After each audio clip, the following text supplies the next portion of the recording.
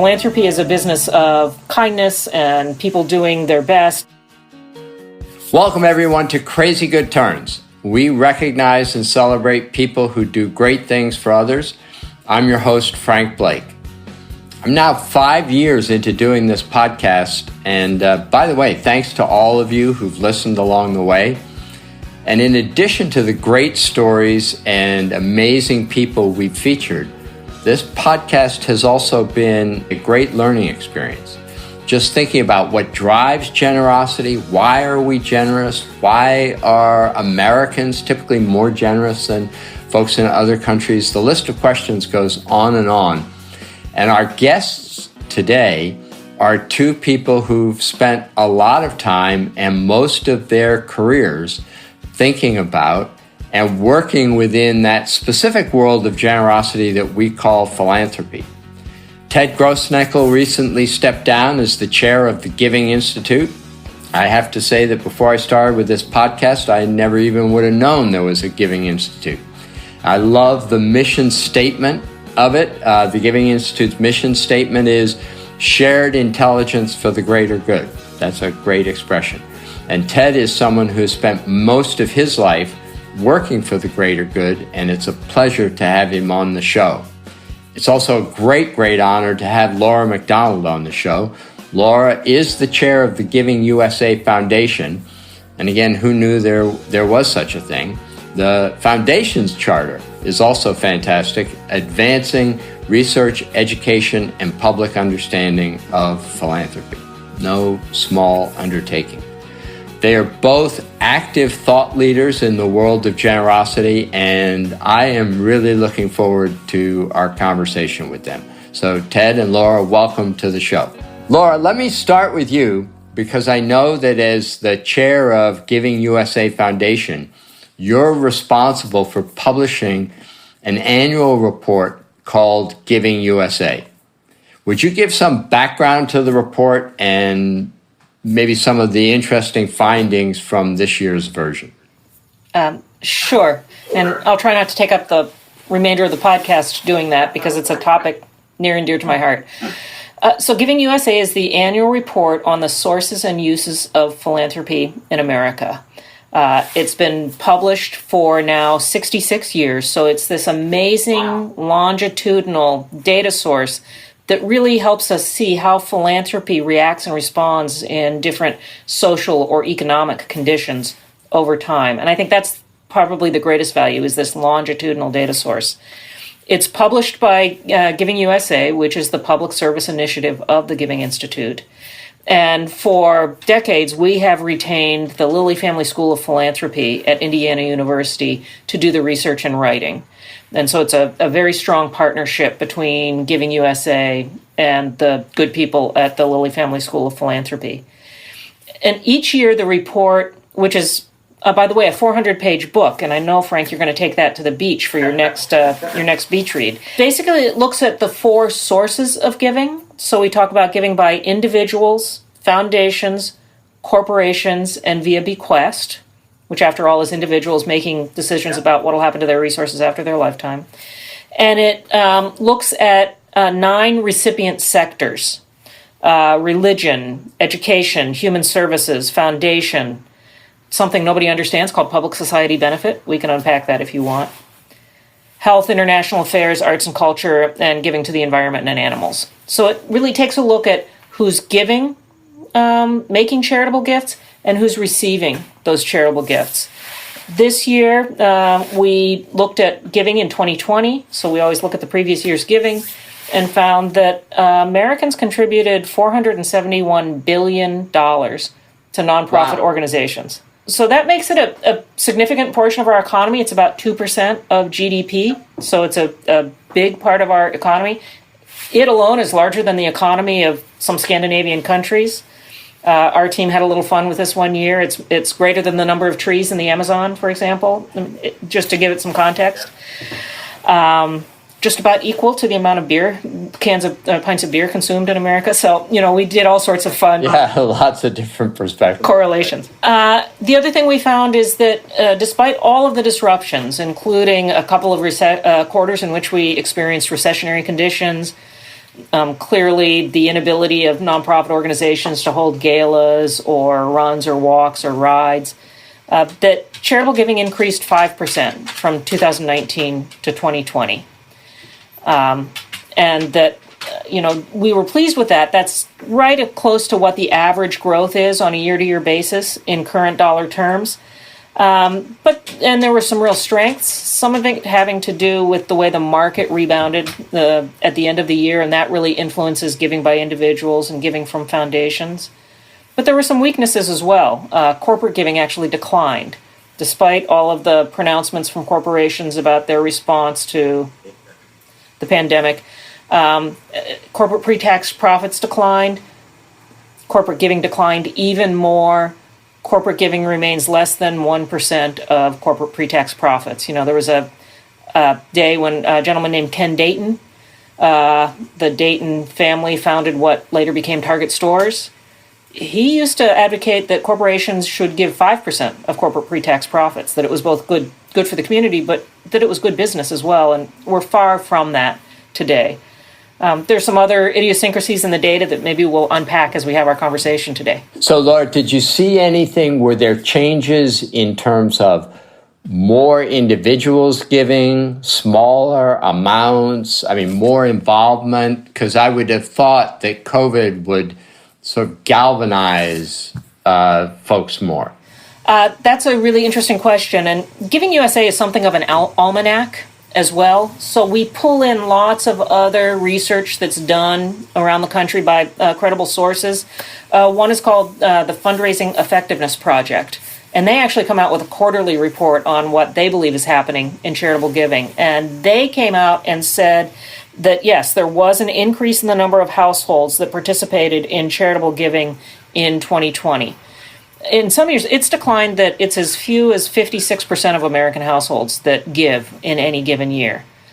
90% of high net worth households, 56% overall. And it's been declining over time. That's a concern. Okay. But we know that it's not the same 56% of households from a year-to-year basis. It's a dynamic, shifting group of households. And what we think is that those who could lean into charitable giving in 2020 did. I know we had clients who, shortly after the stimulus checks were released, they were getting gifts of $1,200. It was clearly a household that said, I'm doing okay, I can share this money with the food bank or the domestic violence shelter or what have you. And so there is some evidence that, mostly from that Fundraising Effectiveness Project report, that the percentage of households that participate did bump back up again in 2020. Are you able to measure whether there's more online giving than in the past? Indeed, and Ted, I know this is something that you track in your firm as well. In each chapter, there's a fundraising data processor called Blackbaud, and they have a product called Razor's Edge, which many nonprofits across the country use to as their CRM for charitable giving. And so they come out with an annual index, the Blackbaud Index, and they will tell you, based on the data that they process, what percentage of gifts were given online versus through other ways. And they saw a big spike of growth in 2020, some of which was driven by generosity, some of which was just driven by logistics. People weren't going to the gala and bringing their checkbooks. So online was where giving had to transfer if it wasn't already there. So this is a good time, Ted, to pull you into this conversation and ask because I'm sure you've looked at the report, was there anything that caught your eye, any particular change that you say, gee, this is interesting? I share with Laura the danger inherent here is I could go down a rabbit hole and talk for an hour on this, but just as one piece of the bandwidth among recipient sectors or organizations, if you look at arts and culture, I think they had one of the larger increases in online giving, something like a 7 or 10% increase in the last year.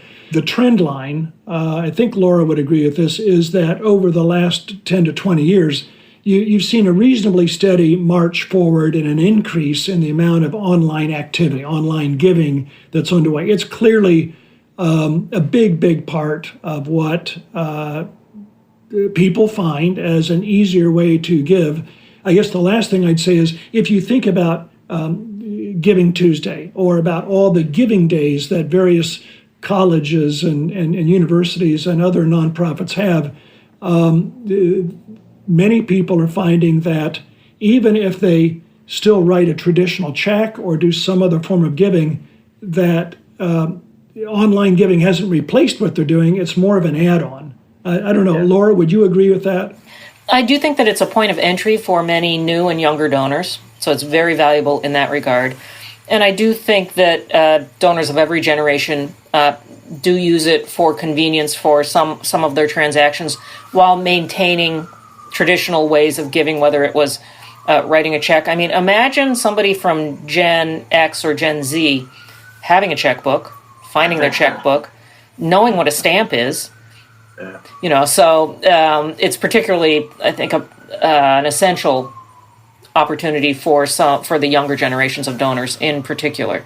But then there are other things like qualifying charitable distributions from your retirement assets. They're never going to go online. Those transactions will happen in other ways. Moving from the report just to each of your assessments of the philanthropic world, let me start with a challenging question, which is, because you have spent most of your professional careers in this space of helping people raise money.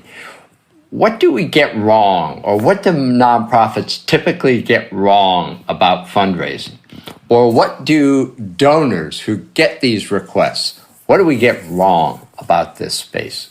One thing that we can and must do a better job with is nurturing the relationship between the donor and the nonprofit. In usual circumstances, only 20% of donors who make a first gift to an organization will ever make a second gift to that organization. Think about that from a business person's perspective. Donor acquisition is the most expensive part of fundraising, as it is with many models.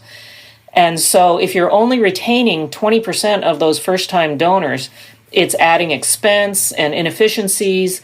Some of it has to do with nonprofit organizations that could do a better job of nurturing those relationships. And some of it has to do with also perhaps educating donors who, at the end of the day, it's their money, it's their choice. But if they picked a few charities and really leaned into them and gave to them consistently, rather than sprinkling their money around from year to year, I think that we'd see a more efficient nonprofit sector. It also does bring up, though, the overhead myth. Overhead is not an effective measure of a nonprofit organization's impact. And so I wish that people would get away from looking solely at the cost per dollar raised or the proportion of funds that go to administration. I'll give you a good example. Let's say that an organization they've really worked to beat down their overhead. They have low overhead. But as a result, they have lax financial controls because they've cut staff from their business office, which means they don't have great security. Data security, for example. Those aren't things that we would wish upon a for-profit enterprise. And so that's why I say another thing that we need to get away from is the overhead myth. We had Dan Pallotta on. Okay, good. He makes that point with great passion. Ted, what do you think? What have we gotten wrong? Well, I think this piggybacks a little bit on what Laura was starting with. I think we don't do the kind of job that we could do among nonprofits in telling the stories, finding our voice, however you want to call it. There are many nonprofits that assume because they can tell you how many things happened or how many outputs there were, that there's a story there that will motivate a person to make a gift. And oftentimes it's not the outputs, it's the outcomes. People want to have something in which to believe, and we don't tell a story in a compelling way. And it's remarkable to me how often we have to say, and I suspect Laura and our other colleagues deal with this, is to frankly empower or encourage our clients to soar with the vision and also marry that up with the statistics. So do something that compels people to pay attention. So don't be afraid to be a good storyteller. The other thing that I think is always a bit dangerous for us in this work, and certainly among nonprofits, is to assume that all donors are not monolithic. we really take a risk when we say, here's what donors will do. Giving USA report is, a stupendous resource, but the heart of it for many of us is that it helps you break down to some extent what is this enormous, large element of American society. In our nonprofits, we need to do a better job of having the same sort of thinking and saying, yeah, we have some people who are 70 years old and very generous and have been for years. We have some people that are 22 years old. Let's think about where they are in their lives. Let's think about them as a different group with many segments. One size does not fit all. So those are two thoughts. As young as both of you are, you've been involved in this space for a while now. What's changed the most over your time? I would throw out this point. I think that the impulse to help, the impulse to be generous, the impulse to see somebody who is in your town or your neighborhood and you want to help them is there, and it's always been there. And incidentally, in work that my colleagues and I have done in Europe and in other parts of the world, that impulse to help a fellow human being is also there. I think it's made manifest in America in some better and stronger ways. But first and foremost, from when I started this thousands of years ago, yes, the impulse to help is there. Laura alluded to some changes in giving habits, and there are also changes in how people volunteer. There are a lot of people writing things nowadays that relate, I think, to what Laura and I and our colleagues see in giving and volunteering. These things connect to how Americans feel about themselves and their country.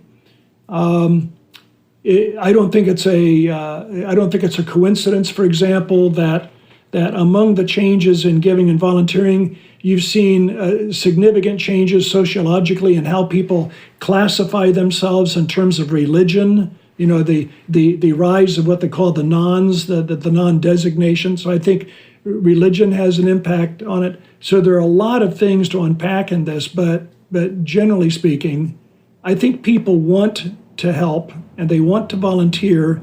They're finding a lot of new ways to do it, and maybe some ways that don't get fully measured. So I'd start with that. Laura, what do you think? Am I way off?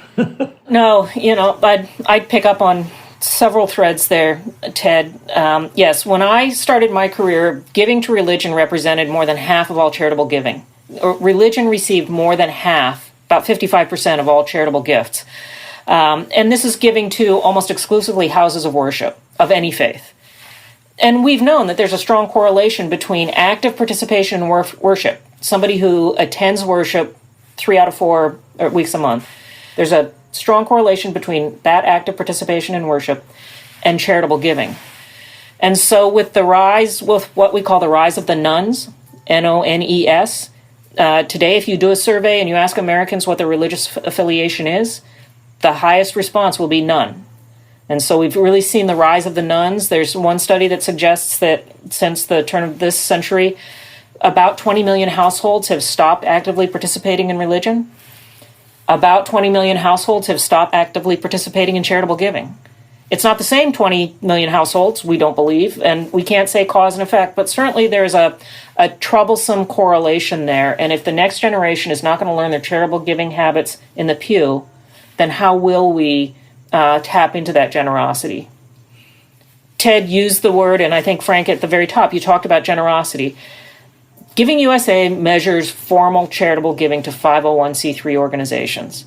But there are a lot of other ways that Americans express generosity, that people around the world express generosity, whether it is a GoFundMe, leaving a big tip at a struggling mom and pop diner, buying a product because you know a portion of the purchase is going to go to a worthy cause. So there are lots of ways that generosity is expressed, and I think we under-capture that in Giving USA, because I think particularly for the everyday household, and frankly for minority households where things like mutual aid societies have existed for a long time, and we're only coming to recognize the generosity that they represent. So I think that there are some things that we underrepresent. And A third thing I'll say, and at the risk of offending anyone, I think we need to be careful about buying into a myth of American exceptionalism here. In America, because we're a society of individuals, this wonderful practice of philanthropy has grown, and we have formalized that, and we've created a profession around it, and all sorts of technology and tools, and we measure it. And that's one of the primary ways that Americans have chosen to express their generosity. But let me tell you a story from when I was doing some work with the World Office of the YWCA, and I used to stay in a retreat center in Geneva because it was affordable, and a lot of the delegations from the developing world would also stay at that retreat center. And so one morning, I found myself having breakfast with the Minister of Education from the Ivory Coast. Fascinating conversation ensued. And when he asked what I do for a living, and I explained that I worked in philanthropy, he said to me, "Oh, we don't have a lot of that in my country." The conversation continued, and at some point he pointed out that he paid the school fees for about 20 kids from his home village. And I said to him, "Sir, that's philanthropy." And he said, "Oh no, that's just what we do. We need to be careful about recognizing all forms of generosity." That's great. That's very, very well said. Because you all help a lot of folks who are running nonprofits, and we have a lot of people who listen who are involved in nonprofits in different ways. What do you most commonly give as advice? Where do you typically start with advice on how you more effectively unlock generosity? I think a couple of things, Frank. One is that for many board members, for example, they're comfortable approaching a foundation or a corporation and asking them to make a gift. But they're much less comfortable approaching an individual donor, the person down the street or in the office down the hall. And yet we know that of that $471 billion, 69% of it, almost $325 billion, was given by individual donors. That another $42 billion was given by individuals through their estates. And that about half of the money from foundations, or another $44 billion, is coming from donor-advised funds and closely held family foundations, so individuals making decisions about what used to be their own money. We really need to help nonprofit organizations and their volunteer corps get outside of their comfort zone a little bit and really think about how do we invite more individual donors to be a part of what we're doing here, because that's the lion's share of philanthropy, and that's the really sustainable part of philanthropy as well. You can project how many you'll retain, because if you retain them the first time, now they're sticky. Now they're going to stick with you for longer. So I think that's one, is let's focus on individual donors. The other is that just like you ran a big enterprise, and I'm sure that there were times when you were beholden to that quarterly earnings report. You lived in a 90-day world.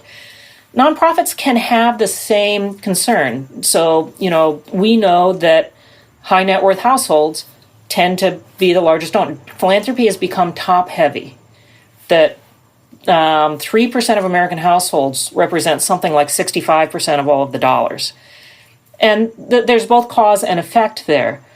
But what we see is that because many nonprofits are so focused on making this year's goals, frankly, there may be some performance-based compensation for the development officers, et cetera. We've got to make this year's goals. But next decade's donors are given $250 now. And they're not getting the attention that they need if they're going to stick with the organization as they are successful in their careers and build wealth and have the capacity to make bigger gifts. So nonprofits also need to break free of that short-term time horizon. Excellent. Ted? Laura has covered those 2 points really persuasively. I would go in a slightly different direction, and that is to say, if we're thinking about the things that volunteers can do that they need to bear in mind, what's the advice?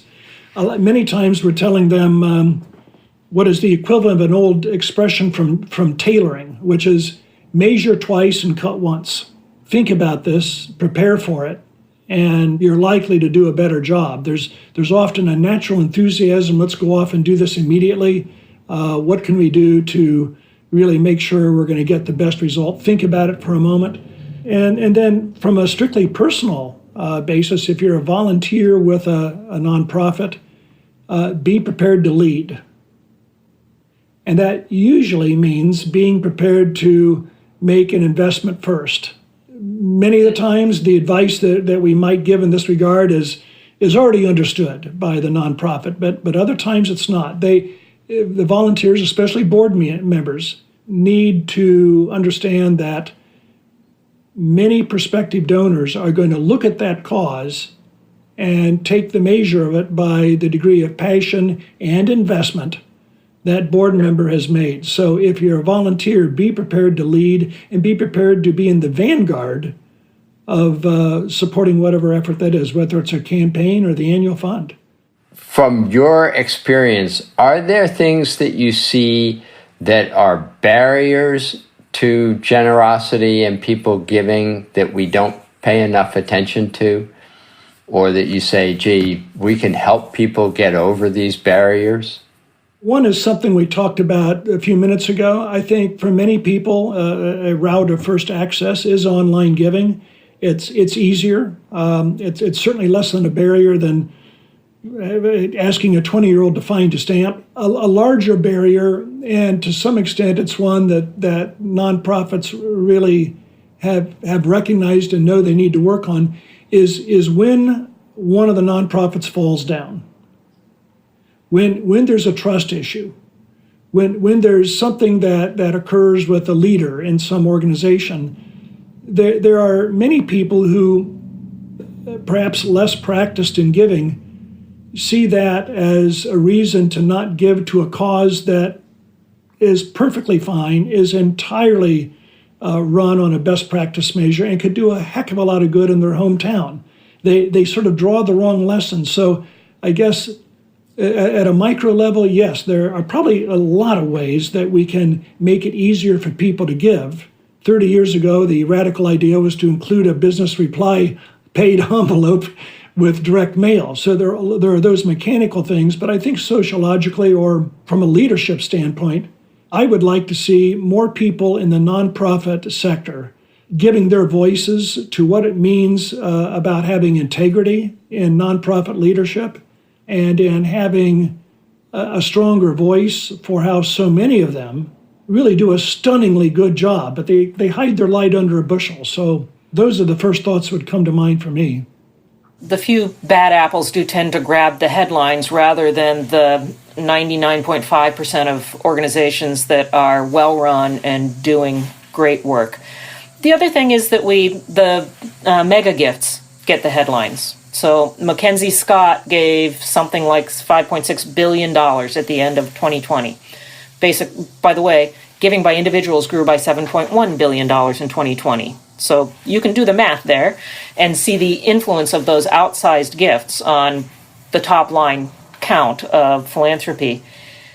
And so when there's a donor whose capacity, for whom a generous gift is $50, how do we tell a story to them about the impact and importance of that gift? How do we inspire them to participate in this? Because I think philanthropy that's more democratic is better for the social fabric of our country. That's great. That's a great comment. This is fascinating. I mean, you all have such great insights into this space. Let me ask you a personal question. I ask this on each episode. Who has done a crazy good turn for you, and what was it? I'll cite two, one from a business perspective and the other from the philanthropic sector. So from a business perspective, I started this business back in the year 2000. I had a daughter who was in her first year of college. I had a steady job with a regular paycheck and a great retirement benefits, and walked away from all that to start this business. And this business is your consulting and helping people raise money. Benefactor Group, the consulting firm that I've led for the last 21 years now. Like many people, I hope I can say this, I had an oh shit moment. What have I done? I need a mentor. And so there's a woman in my community in Central Ohio. She's a car dealer. Car dealers have pretty sharp elbows, you might have noticed. She runs a heck of a business. It's the largest European car dealership, certainly in the Midwest. Runs a great business.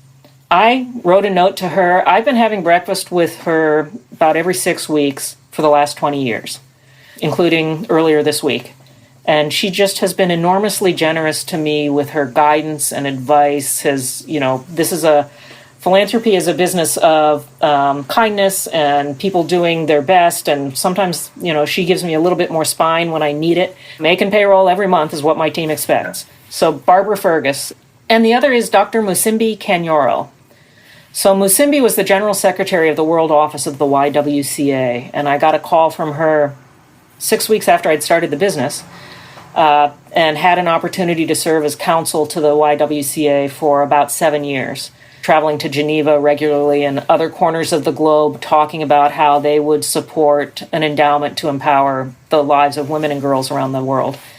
She then became a grant maker with a $30 million annual giving portfolio, and then ended her career as CEO of the Global Fund for Women. And I had the great privilege of accompanying Musimbi on many parts of that journey and seeing a broader global view of philanthropy than I might otherwise ever have had the opportunity to see. So I'm enormously grateful to Musimbi as well. Fantastic. Terrific. So, Ted, anybody who's done a crazy good turn for you? If it's okay with you, Frank, I want to do two as well. The first one is a person named Gene Henderson. Gene is a retired attorney in Indiana, was in the early 1980s not only a very successful attorney, but a leading trustee at the college at which I had come to work. And I was all of 32 years old as a entirely wet behind the ears, very green vice president for advancement. I sat down with Gene, who was a campaign chair for the campaign that I had been brought in to help lead as a staff person. Gene was, I think, 3 years into a 5-year period as that chair. And as you might guess, as a volunteer, you can get tired. He had every reason at that stage to say, let one of the vice chairs take over. But what he did, in large measure, and we've talked about this since then, is he re-upped when he didn't have to in countless ways, took me under his wing, and taught me not only the heart of storytelling and some of the things that Laura and I have talked about with you today, but taught me a lot of things just about how to conduct yourself. So he didn't have to do that. He certainly didn't have the time for it, but he did it. That was a crazy good turn. The other one occurred in the 1990s. It was affiliated with an organization, and it was a college, and they had a student who was quite a good student and an athlete who was diagnosed with an acute form of leukemia. And this young man came from very few resources. He was lucky to be in school. It was tough, and his parents, who loved him very much, did not have much money. This young man found himself in a limited airflow room in the rigorous treatment for an acute form of leukemia. And within a few months, the hospital bills totaled, I think, if I remember correctly, $300,000 to $400,000. And a couple of people associated with that college, friends, alums, came to me and said, we'd like to help out on those expenses, but we want to do it in a way that no one will know about. And it took some doing, but we found a way, and those people paid all or most of that set of hospital bills, and to this day are not known to that young man who recovered, went on to become a doctor, and has saved many lives. And it reminds me that some of the best things happen when no one gives a damn about the credit. What a wonderful story, Ted. That's fantastic. That's terrific. This has been, I can't thank both of you enough. What a fascinating discussion. And also thank you for what you've dedicated your careers to doing. Because just as you were saying, Laura, at the start, at over $400 billion, this is huge part of the economy, doesn't get the attention that it deserves. Frankly, having people who are really thoughtful professionals helping others think their way through this, what a great thing to dedicate your careers to. So thank you for that. I want to close by giving you just an opportunity if people want to, whether you've got a social media platform or someplace, hey, I want to get in touch with Laura or Ted. I want to send them a note. What's the best way to do that? Great. I would say for me, our website is benefactorgroup.com. And among other things, we do an annual infographic that takes that 400-page book and boils it down to a broadside. So if you'd like the Cliff's Note version, you can sign up and we'll be happy to share it with you at that website. I'm also on LinkedIn, Laura MacDonald, MacDonald. Terrific. And Ted? Yeah, thanks very much. I'm at Johnson, Grossnickel and Associates, and so the website is jgacouncil.com. And Frank, let me thank you. You made it fun. Thank you. Well, this has been fascinating. I love this. This has been just a fascinating discussion. So thank you both very much. Thanks for shining a light on the sector, Frank. As always, I want to thank the team at Pen Name, Jordan Bornstein and Megan Hanlon for producing the show, as well as Stephen Key and Score. And thank you all very much for listening.